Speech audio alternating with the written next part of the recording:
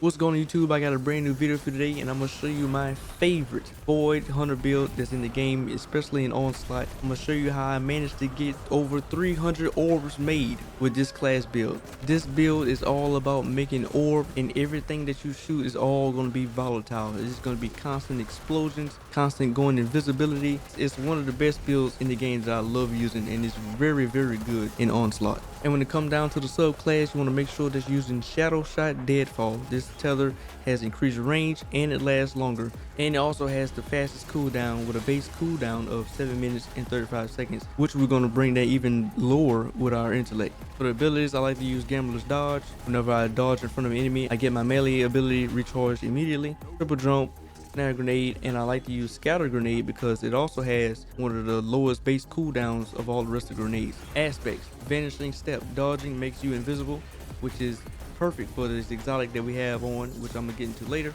And then the second one you want to have on Stylish Executioner. Defeating weaken, suppress, or volatile targets grants invisibility and true sight, so you'll be able to see through walls a bit. You'll see enemies behind walls and stuff like that. And because this build is going to be so much volatile going on, your character is literally going to be flashing. Like, it's going to be constant invisibility, shooting, going back invisible, shooting, going back invisible. Your character is literally going to be flashing. So you got to have Stylish Executioner.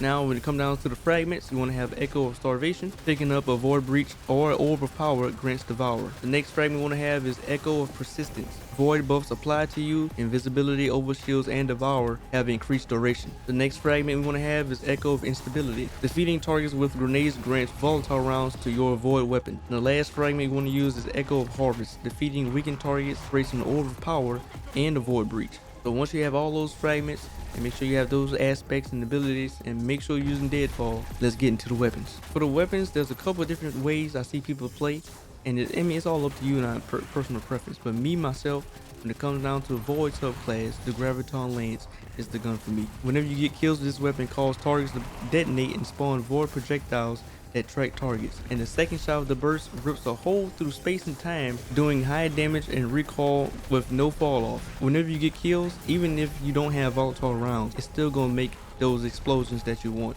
And once you add volatile rounds on top of Graviton Land, it's just constant explosions.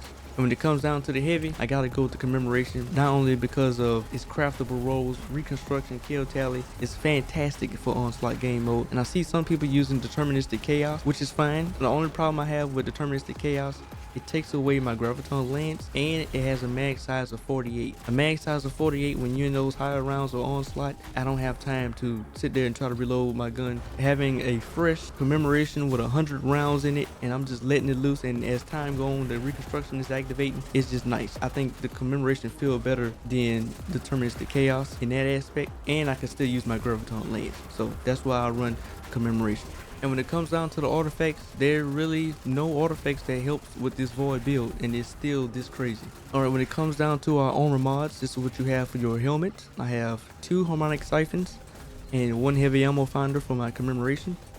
For the gauntlets, I have grenade kickstart, firepower, and bolstering detonation. Grenade kickstart, whenever we use our grenade with full armor charges, it's going to give us pretty much almost half our grenade back just from throwing our grenade. And for our chest armor, we're using the Gyro Falcon's Hauberk, which is the perfect exotic for this Void build. And when you look at the description for this exotic, it's pretty crazy. Your Void weapons gain volatile rounds after you emerge from being invisible. While you're invisible and defeat a combatant while using a finisher, all your weapons gain bonus damage, and you and your nearby allies gain a reserve overshield and improved class ability regeneration. These reserve overshields can be deployed by using a class ability. Now this right here is, in my book, is what a real exotic is. Like, it's not just giving you one trait or one ability. It's like helping you out, it's helping your team out, and it's helping your class ability regeneration, and you get volatile rounds. This is one of my favorite exotics for Hunter in the game. And on this chest piece, we have 1 harmonic resistance and 2 charged up armor mods. For the legs, we have Better Already, Stacks on Stacks, and Innovation.